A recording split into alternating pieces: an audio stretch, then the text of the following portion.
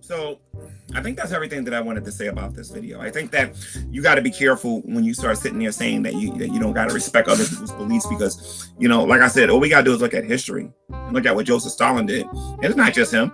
I can show you what's going on today with atheist nations.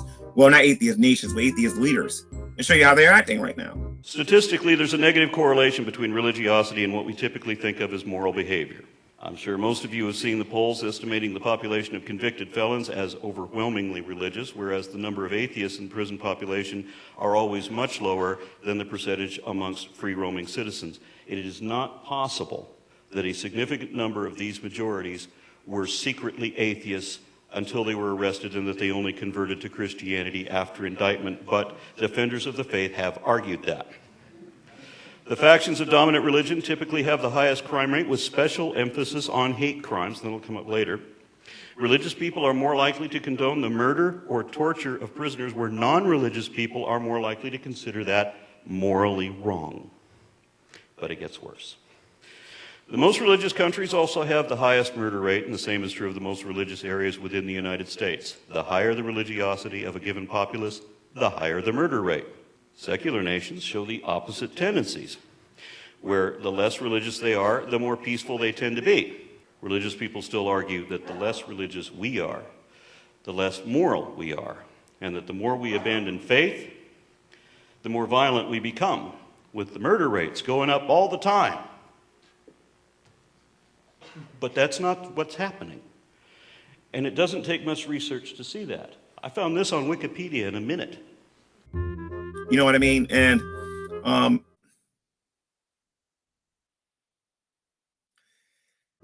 it's just not smart. To me, it's just not smart, because people are going to start thinking, you know what, if they don't respect our beliefs, how far is this going to go? They're looking, because obviously we see a lot of atheists trying to get political office. We see Aron Ra is running for, I believe he's running for the Senate, which he will get zero support from me, because I'm scared that he's going to do what Joseph Stalin and those guys did when he gets a little bit of power. Or if he try, especially if they try to run for the White House. There's no way on God's green earth that I'm giving my vote to an atheist. It's never going to happen. And it's not because of individual atheists that I know here on YouTube. It's because of videos like that.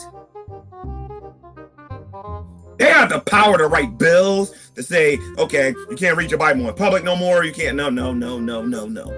I'll avoid that altogether. I won't vote for you. I won't vote for you at all. I will not do it. But I have a particular question. What's that? I don't know if you ever heard of this guy. I don't even like mention this guy on my channel, really. It's this ridiculous, vlogger guy named G-Man. I don't know if you know him. Yeah, I'm aware of G-Man. G-Man likes to send me private invites to jump into a hangout.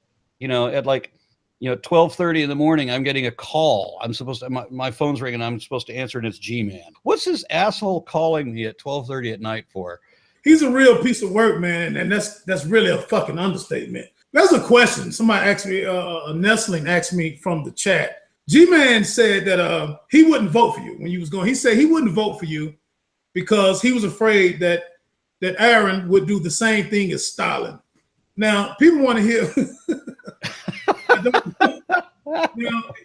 they want to hear your response to this dumbass. I don't know how the fuck he comparing you with Joseph Stalin, but please respond to this. Well, we both have mustaches, so yeah.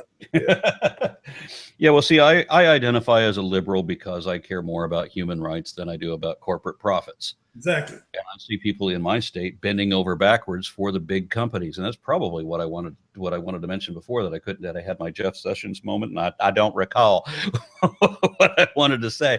But yeah, it was about the corporatocracy. It was about letting corporate, big companies rule the government, essentially. We have a handful of people that are in power, and they're only in power because the companies support them and they're beholden to them. So they're going to hold out for the corporations.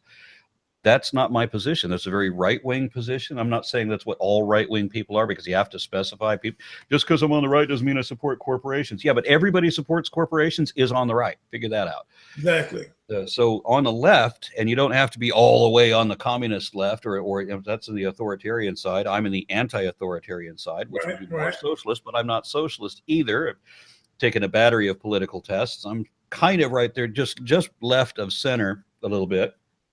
about where Noam Chomsky and Bernie Sanders are. Right, right. And I believe in small businesses, in creating jobs, in protecting the environment, and of course that the government has very few jobs to actually do. I actually want a smaller government than the people who say they want a smaller government, but yet they want to legislate everything going on in everybody's bedroom. Right.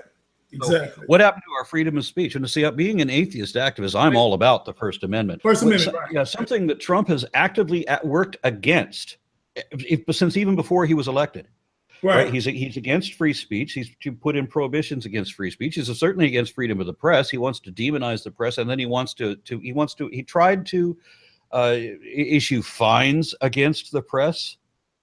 Right. I mean, so what part of the freedom of, then there's, of course, there's the freedom of religion, the prohibition of the free exercise of religion. He's all about establishing a state religion and prohibiting the free exercise of any other religion. So and freedom to peaceably assemble. He's already put restrictions against that, and has, of course, stood against Standing Rock. So we lose every aspect of the First Amendment under Trump, under this kind of right-wing ideology. So if anybody wants to associate me with Stalin, I'm their biggest hero, because nobody is a better protector of your freedom of religion than an atheist, because we need our freedom from religion, and so that's those two are linked together.